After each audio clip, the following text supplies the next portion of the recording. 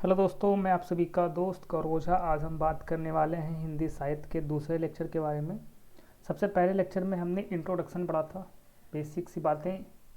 हिंदी का इतिहास क्या होता है, हिंदी साहित्य का इतिहास क्या है, हमने छोटी छोटी बातें करी पहले ही लेक्चर में। आज हम बात करेंगे हिंदी साहित्य में कितने सारे भेद हैं, लाइक कितने पार्ट में डिवाइड है, कितने भागों में हिंदी साहित्य को बांटा गया है और उनके भाग किस प्रकार हैं, तो हम लोग देखते हैं। तो उस कड़ी में हमारे पास आज का टॉपिक है निबंध। निबंध क्या है और इसके बारे में आज हम पढ़ेंगे। तो हिंदी साहित्य का जो आज का टॉपिक है हमारा निबंध है। निबंध का मतलब क्या है कि निबंध का आविर्भाव और विकास साहित्य में अपेक्षाकृत विलंब से होता है। अच्छे निबंधों की रचना के लिए पहले अन्य साहित्य विधाओं में श्रेष्ठ साहित्य के निर्माण की शर्त इसलिए होती है कि निबंध में प्राण संचार करने के लिए परिष्कृत रुचि और बुद्धि के पाठक अन्य साहित्य विधाओं से ही तैयार होते हैं। निबंध में केवल साहित्य सृजन ही नहीं होता, वरन साथ ही साथ जीवन का साहित्य तथा साहित्य की व्याख्या और आलोचना भी होती है। ये जो निबंध होता है, निबंध में हम हर तरीके से बातों को लिखते हैं, हम अपने विचारों को निबंध में व्यक्त करते हैं। इसमें हम अपनी बुद्धि का यूज़ करते हैं, अपने दिमाग का प्रयोग करके। साहित्य सृजन ही नहीं होता, वरन साथ ही साथ जीवन तथा साहित्य की व्याख्या और आलोचना भी होती है। व्यक्तित्व की छाप साहित्य के अन्य रूपों की अपेक्षा निबंध में अधिक दिखाई पड़ती है। शैली के यथार्थ रूप का निखार गद्य में ही होता है। हिंदी के निबंध का यथार्थ विकास भारतेंदु बाबू से ही प्रारंभ हुआ था, भारतेंदु युग। तो निबंध का जो पहला प्रारंभ कह सकते हैं, पहला एक खंड निबंध की शुरुआत भारतेंदु हरिश्चंद्र जी के द्वारा ही शुरू हुई थी और उस समय का नाम था भारतेंदु युग। तो भारतेंदु युग से ही निबंध का पहला प्रकाशन शुरू हुआ था। भारतेंदु युग भारत में राष्ट्रीय नवचेतना का युग था। मध्ययुगीन सामंतीय प्रथा का अंत होकर समाज का निर्माण एक नए बौद्धिक आधार पर होना प्रारंभ हो गया था। तत्कालीन साहित्य में हमें नवचेतना और नवजागरण के दर्शन होते हैं। भारतेंदु युग के निबंधों और लेखों में इसी प्रकार में हमें सजीवता का पूरा आभास मिलता है। मतलब भारतेंदु हरिश्चंद्र जी के युग में, भारतेंदु युग क्यों बोला गया, क्योंकि भारतेंदु हरिश्चंद्र जी जो थे हमारे, उनके नाम से एक युग था जिसे बोलते हैं हम भारतेंदु युग। और भारतेंदु युग के समय में जो निबंधों को लिखा गया, जिन निबंधों की रचना की गई, वो एकदम सजीव लग रहे थे। उनकी सजीवता का पूरा आभास मिलता था। सजीवता का मतलब क्या कि उन्होंने कुछ ऐसे निबंध भी लिखे हैं, कुछ ऐसे निबंध भी मिलते हैं जो लगता है कि हाँ, ये बिल्कुल आंखों के सामने चल रहा है, उसे हम समझ सकते हैं, हम उसका अनुभव कर सकते हैं, आभास होता है। प्राचीन रूढ़ियों के प्रति उदासीनता के साथ नए आलोक की मांग उसमें है। इस युग के लेखकों की भाषा प्रवाहपूर्ण, मुहावरेदार, सजीव और चटपटी है। इससे क्या मतलब है कि उस समय में भारतेंदु युग में जिन लेखकों ने निबंध को लिखा उसमें प्रवाहपूर्ण था, मुहावरेदार। मतलब उन निबंध के बीच में कुछ कुछ जगहों पर मुहावरों का भी यूज़ किया गया, यथा कथा जहाँ पे उसका काम था या जहाँ पे उनको लगा लेखकों की हाँ, यहाँ पे मुहावरे होने चाहिए, तो उन्होंने मुहावरे भी प्रयोग किए, उसमें कोई कमी नहीं करी। और सजीव और चटपटी, सजीव का मतलब क्या है, एकदम साक्षात। उस निबंध को पढ़ने के बाद आपको लगेगा कि हाँ, बिल्कुल साक्षात आपके आंखों के सामने ये हो रहा है। और उसमें चटपटा, थोड़ा सा आनंद, थोड़ा सा कुछ रस, ये भी सम्मिलित है, जिससे कि जो हमारे पास दर्शक हैं, जो पढ़ने वाले हैं, उनको अच्छा लगे, कुछ नई बातें सीखने को मिले। जीवन का ज्वलंत उल्लास और आमोद उसमें झलकता हुआ प्रतीत होता है। उस समय के निबंध लेखक अपनी जिंदा दिली का पूरा प्रमाण अपने लेखों और निबंधों में ही देते थे।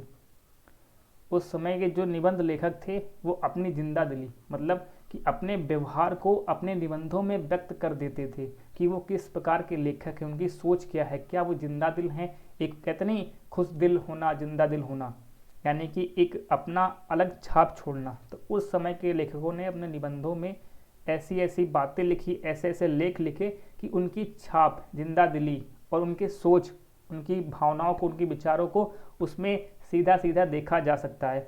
उस समय के निबंधों को अपनी जिंदा दिली का पूरा प्रमाण और लेखों में, निबंधों में ही देते थे। वे जीवन के सभी क्षेत्रों में विषयों का चयन करते और बिना किसी अड़चन के उन पर स्वच्छंद रीति से प्रवाहमयी भाषा में सशक्त अभिव्यक्त करते थे। यही कारण है कि भारतीय युग के निबंध लेखकों की तुलना फ्रांसीसी लेखक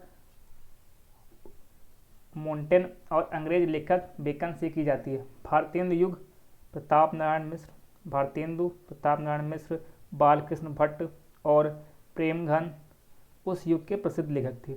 उस युग के भारतीय युग के प्रसिद्ध लेखक कौन थे निबंध में?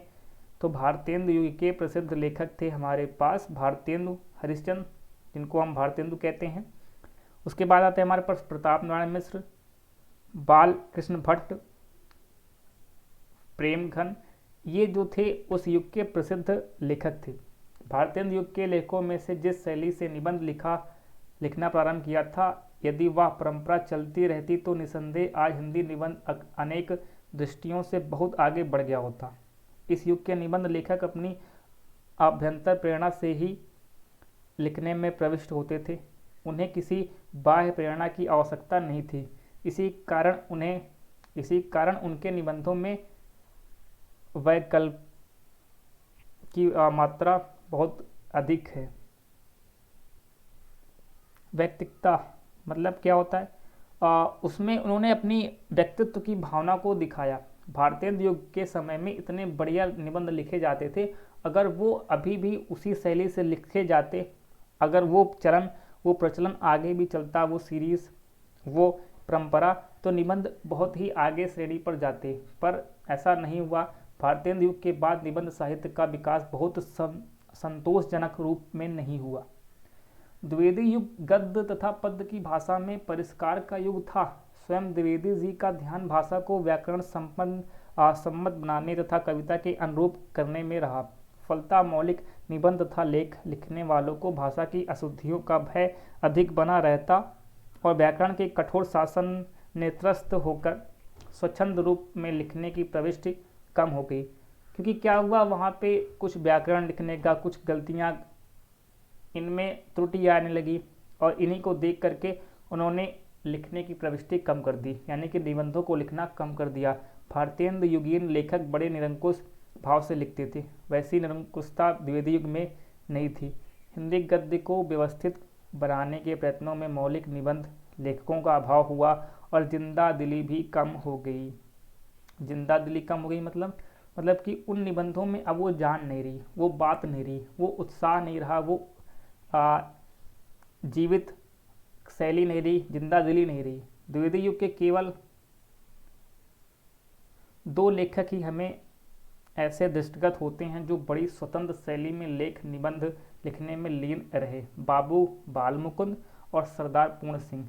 इन दो लेखकों ने इस युग में जो निबंध लिखे हैं वो बहुत ही उत्तम कोटि के हैं और उन्हें प्रवाह के साथ पूरी मौलिकता विद्यमान है। महावीर प्रसाद द्विवेदी के निबंधों में वैसी मौलिकता तथा व्यक्तिकता नहीं है जैसे इन दोनों लेखों में पाई जाती है।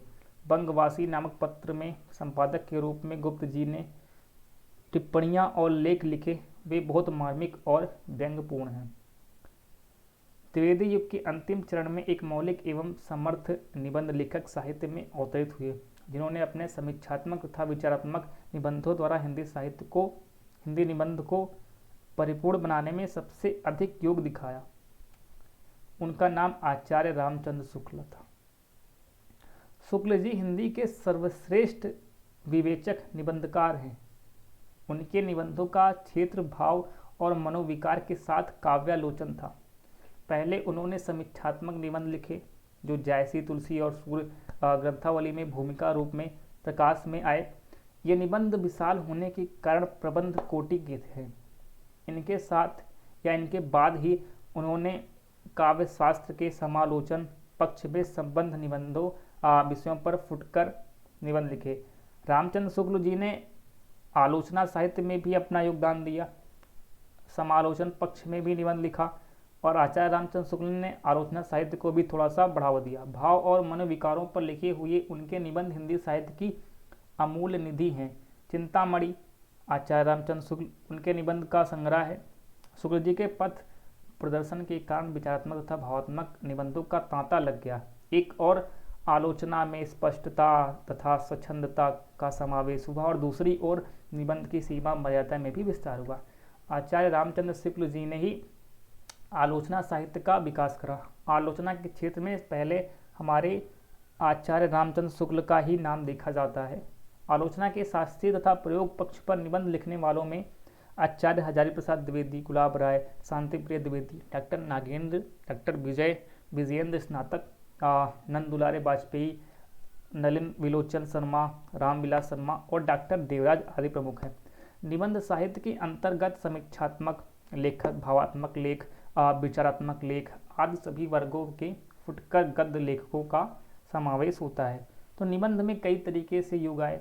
भारतेंदु युग आया, उसमें निबंध को एक अच्छे तरीके से दिया गया। फिर द्विवेदी युग आया, तो द्विवेदी युग में निबंध की शैली को कम होता देखा गया कि उसमें निबंध को उतनी अच्छी तरीके से, उतना जीवित ढंग से नहीं लिखा गया। उसके बाद हमारे पास आगे जैसे जैसे समय बढ़ता गया शुक्ल युग आया, तो आचार्य रामचंद्र शुक्ल ने उसमें एक नया विकास करा, एक नई सोच लाई, जिसमें उन्होंने आलोचना साहित्य को, आलोचना, समालोचना, इनको प्रयोग करके निबंध में जान डाली।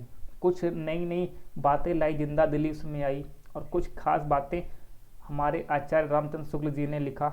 तब जाकर शुक्ल युग में कई सारे लेखक आते गए और फिर आचार्य हजारी प्रसाद द्विवेदी, गुलाब राय, शांतिप्रिय द्विवेदी, ऐसे कई सारे लेखक आए, इन्होंने निबंध को आगे बढ़ावा दिया। तो हमारे पास निबंध का आज का यहीं तक। आई होप आप सबको समझ में आया होगा। धन्यवाद। निबंध का आज का दूसरा लेक्चर।